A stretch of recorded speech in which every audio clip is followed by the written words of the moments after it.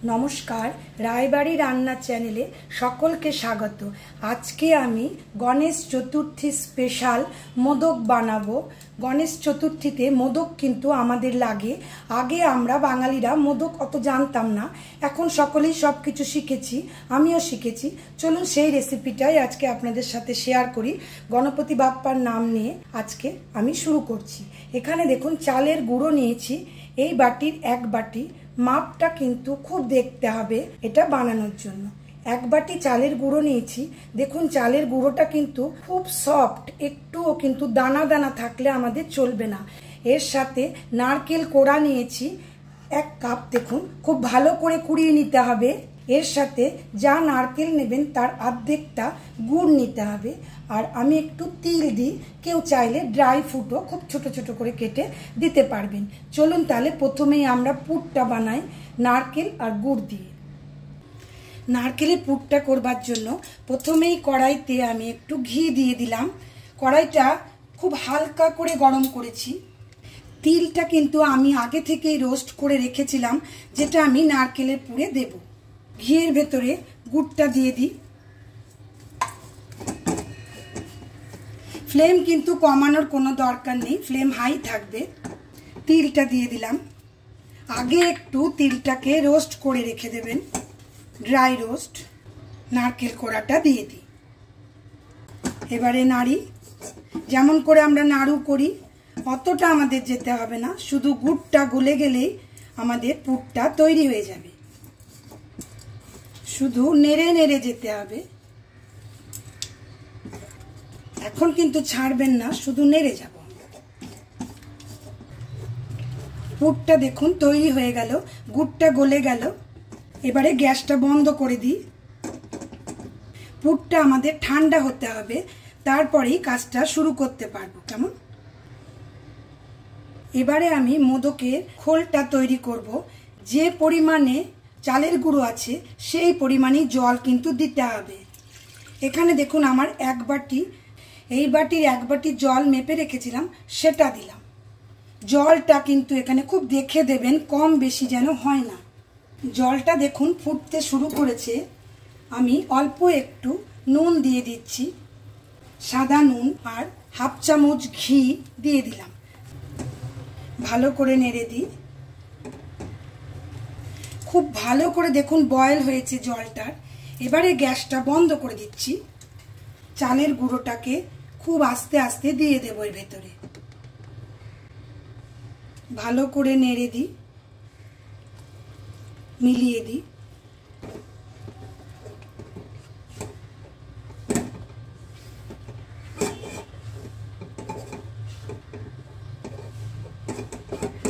এবারে আমি ছেড়ে দিচ্ছি মিনিট 5-এর জন্য। একটু ঠান্ডা হতে দিচ্ছি। কেমন? চাপা থাক 5 মিনিট। 5 মিনিট পরে দেখুন আমি কড়াই থেকে নামিয়ে দিচ্ছি। একটা বড় পাত্রের উপরে, থালার উপরে নেবেন। ভালোই গরম আছে, এজন্য একটা স্ম্যাশার নিয়ে প্রথমে আগে একটু ডলে নিই। এখন তো হাত দেওয়া যাচ্ছে না, গরম গরমই কাজটা করতে হবে আমাদের। ডোটাকে খুব সফট বানাতে হবে, কিন্তু একটু শক্ত শক্ত থাকবে, যেমন আমাদের পুরির আটা হয় সেরকম ভাবেই করতে হবে। এবারে আমি হাত লাগাচ্ছি। প্রথমে একটু হাতে ঘি ভরিয়ে নিই। যখন জলের ভেতর আটাটা দিলাম, চালের আটাটা, তখন কেমন মনে হচ্ছিল আমাদের, হয়তো জলটা কম হচ্ছে। ভুলেও কিন্তু তখন জল বেশি দিয়ে ফেলবেন না। এবারে আটা মাখার মতন আমাকে মিনিট 5-7 শুধু ডলে ডলে যেতে হবে। এভাবে আমার 5-7 মিনিট চলবে। 5 মিনিট মাখতে মাখতে দেখুন আমার এই রকম মাখাটা হলো। এবারে আমি মোদক বানাতে শুরু করব। আর একবার ঘিয়ের হাত দিয়ে নিচ্ছি পুরোটাই। পাশে একটু এইভাবে বাটিতে ঘি নিয়ে নেবেন। কেমন? এবারে আমি বাপ্পার নাম নিয়ে একটা মোদক বানাতে শুরু করছি, আর বাকিটা ঢাকা দিয়ে রাখছি। এইভাবে ঢাকা দিয়ে তৈরি করবেন, তা নাহলে কিন্তু আমাদের এটা শক্ত হয়ে যাবে। চালের গুঁড়ো তো। প্রথমে এরকম ভাবে করে নিই গোল গোল।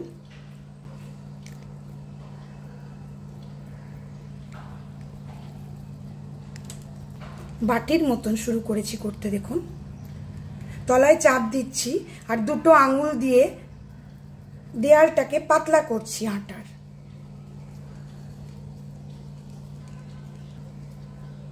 এবারে আমি এর ভেতরে একটু পুর ভরে দিই।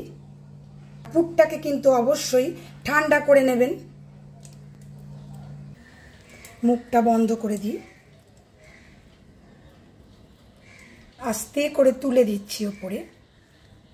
মোদকের শেপ হবে। তলাটাকে একটু ঘুরিয়ে ঘুরিয়ে দেবেন এভাবে হাতের ওপরে। এবারে আমরা এরকম একটা কাঁটা চামচ নিয়ে শুধু গায়ে আমরা দাগিয়ে দেব। কেমন খুব সহজ, দেখুন সবাই আমরা পারবো করতে এটা। আর কারো কাছে মোল্ড থাকলে তো খুবই ভালো কথা, আজকে আমি বিনা মোল্ডেই দেখাচ্ছি। এভাবে শুধু কাঁটা চামচটা দিয়ে চাপ দেবেন, তাহলেই হয়ে গেল। দেখুন কেমন সুন্দর দেখতে হলো, কোনো ঝামেলা ছাড়া। আর একটা করে দেখাচ্ছি, ঢাকা দিয়ে দিয়ে করবেন কিন্তু, আগেও বললাম। ঘিয়ের হাত নিয়ে নেবেন একটু,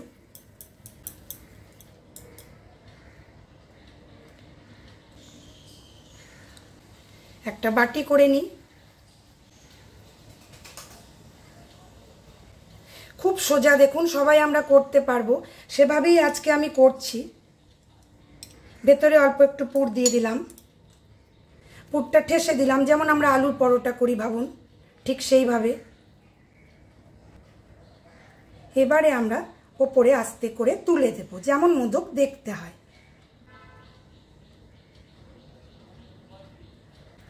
খুব ভালো করে গাটা ঘুরিয়ে দেবেন হাতে এভাবে। এবারে আমরা কাঁটা চামচ দিয়ে দাগটা দিয়ে দিই। কাঁটা চামচ যদি একটু বড় থাকে তাহলে না ভালো হয়, ছোটতে দাগটা এতটা হতে চায় না।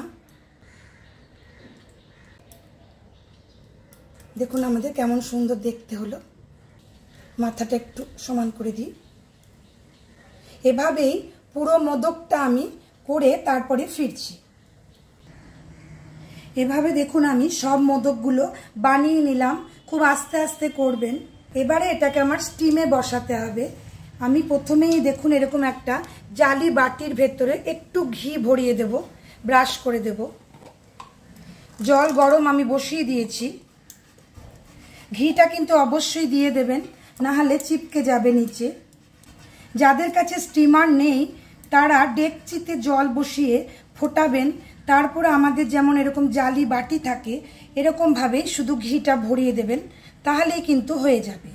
ওপর থেকে আমি আলগা আলগা করে বসিয়ে দিই।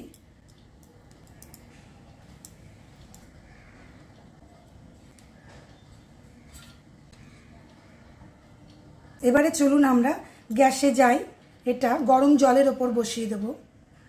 প্রায় 1 লিটার জল দিয়ে আমি ফুটতে বসিয়ে দিয়েছিলাম।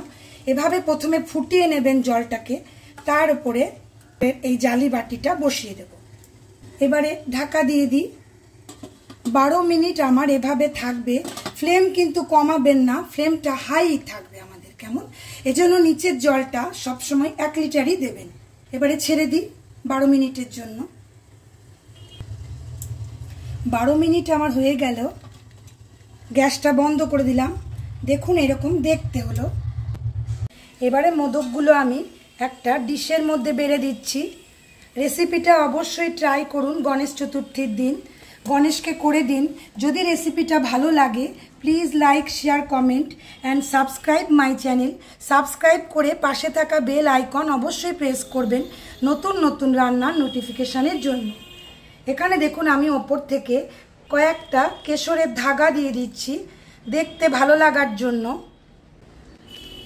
শেষে আর একটা কথা বলি, খুব ভাইটাল কথা, সেটা হলো চালের গুঁড়ো যেন খুবই মিহি হয়।